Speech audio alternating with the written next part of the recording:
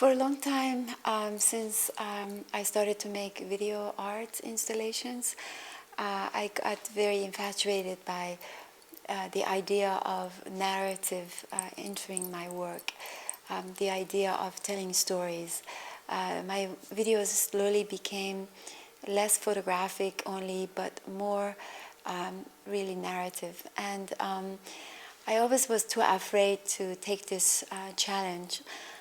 But at one point, after participating in so many art exhibitions and so many biennials, I thought it's important to stop for a moment and really take a new turn.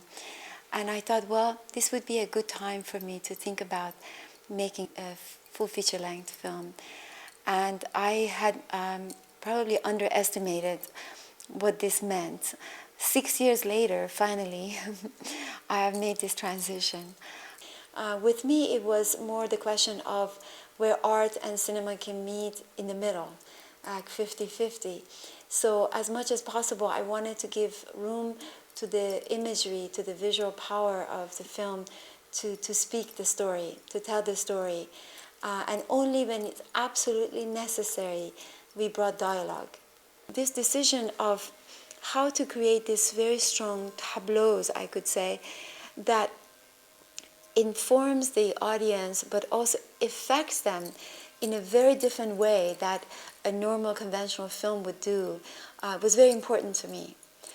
Because I knew that, for example, the entire scene of the bathhouse was several minutes long. Not really a word was exchanged, but the audience got so much information, you know.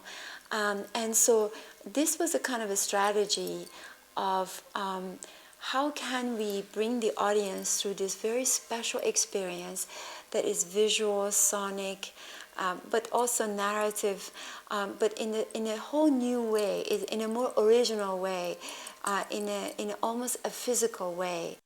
And I think this is something a visual artist can bring to filmmaking that a more trained filmmaker cannot bring, because we are not working within the same conventions.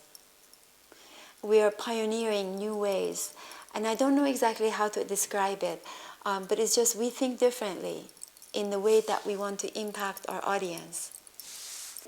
In my past work and in The Woman Without Men, the space of the orchard represents a place of exile, a place of refuge, a place that gives the woman a second chance, that they can remove themselves from the external world, the illnesses of the external world, and the orchard in a way becomes a mirror for them to see themselves in.